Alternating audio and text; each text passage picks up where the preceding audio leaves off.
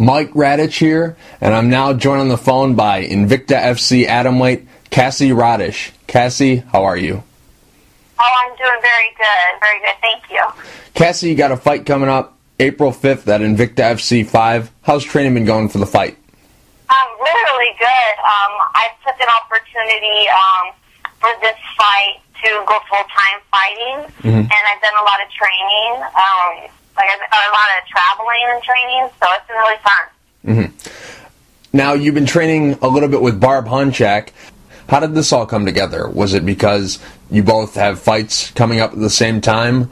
Or is it because you both live in Iowa and you're both really good fighters and it just makes sense for you two to work together? How exactly did this all come together? Yeah, I kind of pursued that because we're both in Iowa, and I was just thinking one day, I was like, why in the world is she so awesome and she's so close, and I had not been down there to, soak up some of her knowledge. So we had the same manager, and I called my manager and said, hey, can you connect us, and let's see if we can work out something. And she was super awesome. She let me stay at her house. I used all of her training times. I mean, she was just amazing, and she's such a beast. How long did you work with her? I think I've done it for 5 days. Yeah, I definitely would have enjoyed 5 weeks, but I'll take 5 days. Yeah, sure, definitely. And also, does it make for better training when you're working with someone who also has a fight coming up, as opposed to just you having a fight or just the person that you're working with having a fight? Does it make for better training when both people are trying to peak at the same time? Well, yeah, I think so. I mean, we both have big goals coming up real soon, so they're both pushing really hard. So, yeah, it definitely makes a big difference. And it was nice to see another professional female, and it kind of refreshes you. It kind of puts a fire in you. You get to see them working hard, and it makes you want to work harder, and it lets you know that what you're doing is either good or you need to step it up. So it was awesome. And now, outside of the training that you've done with her, who else have you been working with, and where else have you been working at? I actually just spent a week in Oklahoma with Sarah Malloy, who is another professional 125er, and she owns a gym, Body Tech, down there. So I just spent a full week just training so hard. I mean, we get 4 sessions in a day, so it was amazing. You were originally supposed to fight Lis Rivera on April 5th, but she suffered an injury and was forced to withdraw from the fight. Were you disappointed when you found out that you weren't going to be fighting her on April 5th? No, I'm not disappointed. I'm glad that she's feeling better, and I'm hopefully that she'll be able to get back real soon and recover well. I was super lucky because Invicta's awesome about finding replacements right away. So as soon as I knew that that opponent had fallen out, I knew I had another one. So I just focused on the next opponent. So I wish her well, and I'm sure we'll end up. She's an awesome 105er, so I'm sure we'll end up fighting later in the future. And now you're going to be fighting Simona Sukapova. What are your thoughts about her as an opponent? I know she's tough. I know this is her first time to 105, so she's going to be big and she's tough. And I hear she can just take everything I'm going to throw at her and keep coming. So I just gotta give her everything I got. Now, with this opponent change, has it altered your training at all for this fight? Yeah, I altered my mindset quite a bit. Just in their styles are so dramatically different. Simona is a stand-up fighter. I don't think I've ever really seen her do much as far as try to get the takedown. So I know she's got good takedown defense. So it's just, it's still mixed martial arts, so anything can happen, and you always are training for everything. I just expect a little bit different from what you would have expected with Italy. You mentioned earlier that this is your first time being a full-time fighter and getting to train full-time. Why did you decide that right now is the right time to train full-time?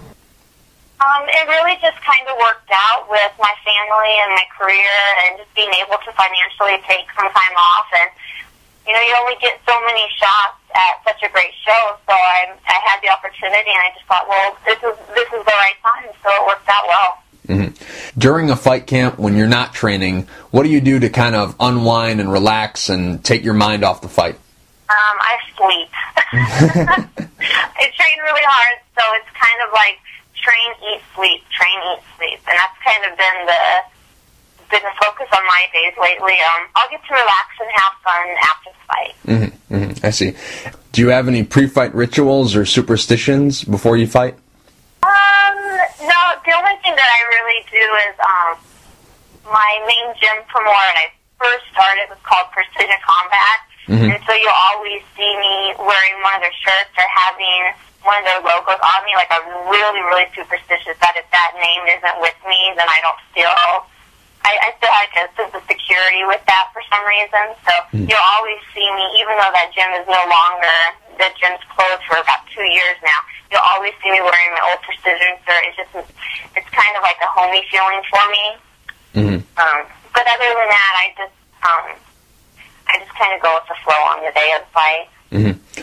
The first 3 fights of your career were all losses, but it's kind of misleading because those fights happened 1, 2, even 3 weight classes above the weight class that you fight at now. What went wrong for you during that time? Is it just the simple fact that you were fighting out of weight class? Is it because you were inexperienced at the time? What exactly went wrong for you during that time? Size definitely did matter in a lot of those. My first professional fight was at 135, and then I went down to 120. 125, and then 120. So they've all been really, really high, which makes opponents a lot taller than me. And a lot of it has to do with just not being wise to MMA, not knowing to take more fights as an amateur. 4 or 5 years ago, I really didn't know that this sport was going to be as big as it is. If I would have known now, if I would have known it then, I probably would have slowed down, maybe not taken a fight, stayed in the gym a little bit longer, but, we didn't have opportunities 4 or 5 years ago. You just kind of fought, and if somebody said on Facebook, there's a fight opening, and you took it. You're just a fighter. So I think women's records are very deceiving. And even if you look at some of the women in the top 10, you'll see the records are kind of sporadic or even, but that doesn't mean anything. Look at their last 2 fights, and that'll show you the kind of fighter they are. During the time of these 3 losses, did you ever consider walking away from the sport? No, I actually had the opposite effect. Those losses made me so mad at myself. I just wanted to get better. I was furious with any losses that I had. So anything that I saw that were holes in my game, I went back to the gym and I drilled and I drilled. And, I just had people work me over, and I just put the time into the gym. So I didn't really feel down on myself. I was just mad. Just as mad as could be. Now you're on a 4-fight win streak with 4 finishes. How have you been able to turn it around? Is it just the simple fact that you're fighting in the correct weight class now? Is it you're just more experienced and you're better prepared for these fights? What exactly has led to this turnaround? Well, and a lot of it has to do with experience and just working hard. Like, now I know what it is to be a professional fighter. I have kind of a hunger in me, and I'm fighting to fight. I'm fighting to win. I'm fighting to make a name for myself. I'm not just, like when I'm in the gym, I'm first one on the mat, I'm the last one to leave, I'm always going hard. Now I'm a fighter. Now I'm really trying to push the limits of physicalness and mentalness, and just trying to be a true mixed martial artist. Invicta, they've come in and they're doing a great job. They're putting on great fights. They're giving opportunities to fighters who a couple years ago wouldn't have had the opportunities that they're getting now. They're doing a great job at that. They're doing a great job of building divisions, not just building up a couple fighters. They're doing whole divisions and multiple divisions at that. If Invicta didn't exist, where do you think you'd be right now? Probably fighting 135ers. Right. And still be doing these small shows and praying for a chance. And Invicta is giving us the opportunity to make this an actual job, and it's not just a hobby for a lot of us anymore. Where before, if you're only fighting once or twice a year, it kind of puts it into like the hobby realm where you're, you can do it on your time. You still have to have a job to pay the bills and do everything else. Whereas we're Invicta, you're getting to see women put the time in the gym and really be at physical, the top level. And that's amazing. And it's going to do amazing things for our sport. Cassie, right now you're 2-0 under the Invicta banner. If you win this fight, do you feel that you've done enough to get a title shot?